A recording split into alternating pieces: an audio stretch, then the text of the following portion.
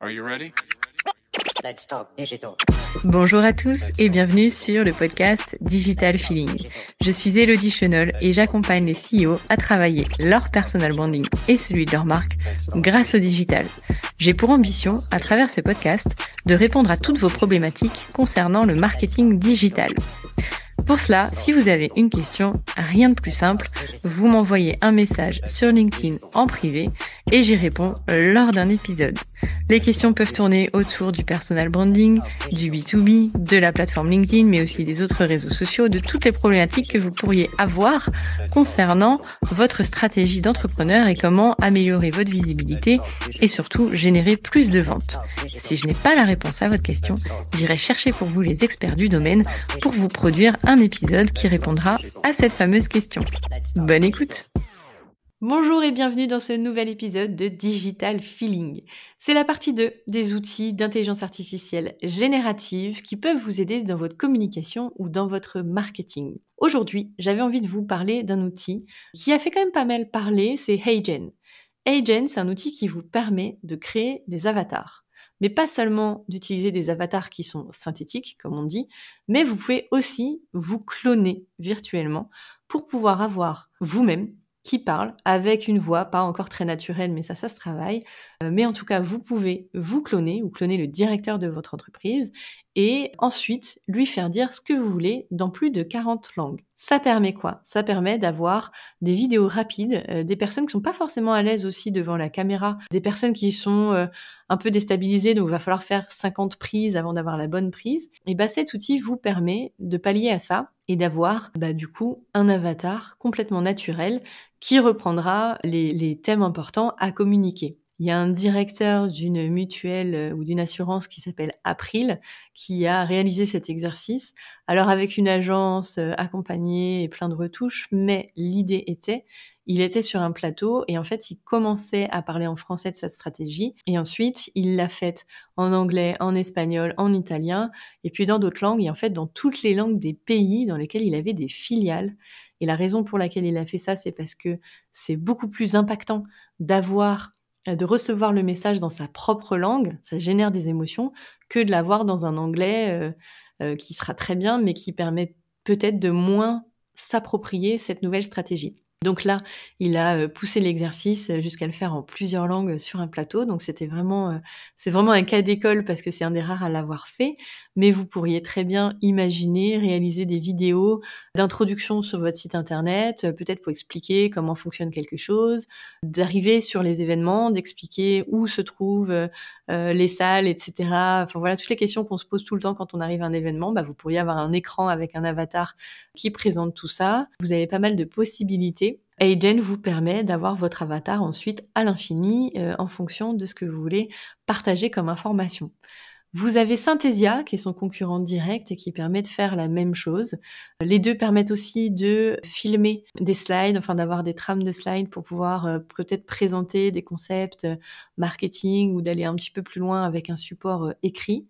Synthesia qui est pas mal utilisé aussi pour les formations, qui a la même possibilité, donc d'avoir des avatars qui vont dire votre texte avec le prompt que vous y aurez mis, et puis de retravailler la vidéo au fur et à mesure. HeyGen, je crois que ce sont les seuls à avoir une technique de clonage d'avatarisation personnelle qui est aussi poussée. C'est pour ça qu'on parle beaucoup d'eux, mais Synthesia propose une alternative intéressante. Vous avez aussi DID qui vous permet de vous avatariser. C'est pas mal. J'ai testé, c'est pas mal, mais c'est pas encore au niveau de HeyGen. Mais voilà, ça permet aussi de faire la même chose. Et si vous voulez cloner votre voix, pour qu'elle soit le plus naturelle possible, vous pouvez le faire sur Eleven Labs. Et là, c'est un outil payant aussi, mais ça vous permet de cloner votre voix et ensuite d'enregistrer une piste audio avec votre voix et avec un prompt que vous aurez saisi. Donc là, avec ces outils, vous avez pas mal de solutions pour avoir des vidéos assez nombreuses, assez rapidement, et avec quand même un côté personnel si on prend un avatar qui serait le vôtre ou celui de votre dirigeant. Ensuite, pour tout ce qui est vidéo, moi j'aime bien utiliser vid.io. Alors vous avez CapCut qui est entièrement gratuit et qui vous permet de faire du montage et qui est assez connu des jeunes parce que souvent ils l'utilisent pour faire des vidéos pour TikTok ou Insta. Mais moi, donc j'ai pas mal utilisé CapCut, mais sinon vid.io c'est un outil gratuit qui vous permet de faire le montage, de filmer votre écran, de retraiter la piste avec de l'IA, de générer des sous-titres avec de l'IA, mais qui sont hyper quali. Donc vraiment, on a des vidéos professionnelles de bonne qualité. Donc c'est un outil que je vous recommande si vous faites de la vidéo, parce que ça vous permet d'aller encore un cran plus loin et dans le montage et dans l'utilisation de l'IA pour avoir une vidéo qui corresponde à vos attentes. Donc là, on a vu toute la partie vidéo, audio. Audio, vous pouvez retraiter vos pistes avec, si par exemple vous faites un podcast avec Riverside, si vous prenez la partie payante, vous pouvez retraiter votre piste en enlevant les temps morts, les les tics de langage qui ne vous plaisent pas, qu'on entendra en fait à travers la piste. Donc ça vous permet d'avoir une piste retraitée. Vous avez Adobe Podcast en version gratuite qui vous permet de faire la même chose. Alors il est en bêta, je crois que vous avez jusqu'à 1 heure de pistes à pouvoir traiter. Donc si vous avez plusieurs pistes, faites-le en plusieurs fois, c'est le seul inconvénient. Vous avez Podcastle qui fait aussi la même chose. Ce sont des outils qui vous permettent d'avoir une sonorité studio. Si vous n'êtes pas équipé, si vous n'avez pas de micro, ça vous permet d'avoir une alternative intéressante et de pouvoir proposer des podcasts à un bon niveau professionnel. Un autre outil qui peut être intéressant pour générer des présentations rapidement, c'est Gamma. Gamma.app. Alors là, vous promptez, vous lui donnez l'idée que vous avez envie de développer dans une présentation et il va vous développer, soit vous faites tout avec l'IA et il vous développe les slides, et donc il vous développe le texte et les images, soit vous avez déjà du contenu et là c'est vous qui boostez à l'IA votre contenu mais vous avez déjà votre trame, et vous avez la même alternative sur Copilot, donc la version Microsoft Copilot AI avec PowerPoint, où vous pouvez générer aussi des présentations intéressantes.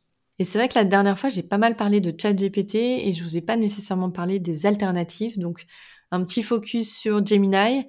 Gemini, donc c'est la solution de Google qui fait comme ChatGPT, mais qui commence à être intéressante parce que il y a des évolutions en termes de qualité, d'échanges qui sont améliorées par rapport aux versions précédentes. Vous avez Perplexity. Perplexity, c'est un peu différent. Perplexity, c'est un moteur de recherche boosté à l'IA. Donc vous avez bien le LLM qui vous permet de poser vos questions et puis il vous donne les sources directement. Il est de plus en plus plébiscité, il monte pas mal en cote. Il est de plus en plus coté, en tout cas dans mon entourage, tout le monde commence à l'utiliser sérieusement. Donc je vais me pencher un petit peu plus sur Perplexity. C'est vrai que moi je suis très ChatGPT, j'aime vraiment cet outil, mais Perplexity peut offrir des alternatives intéressantes. Donc à garder en tête et à tester, voir ce que vous préférez.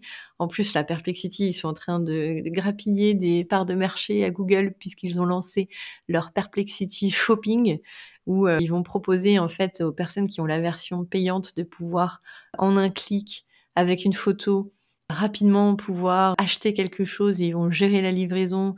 Et du coup, ils vont faire de la concurrence à terme à Google Ads. Donc, c'est assez intéressant à suivre. Ils sont en train de prendre un chemin sur lequel je les voyais pas forcément venir. Donc, Perplexity à suivre. Vous avez Mistral aussi, qui est donc l'outil développé par des Français, qui vous permet d'avoir des alternatives intéressantes. Et notamment quand on prompte en français, c'est vrai que les outils de prompting type ChatGPT, Gemini, etc., Claude, ils sont très bons en anglais. Ils sont même meilleurs en anglais parce qu'ils ont plus de données d'entraînement en anglais qu'en français. Et donc, d'utiliser Mistral, ça peut vous permettre d'avoir une alternative intéressante entraînée en français. Et il y a une version gratuite qui vous permet de tester le chat.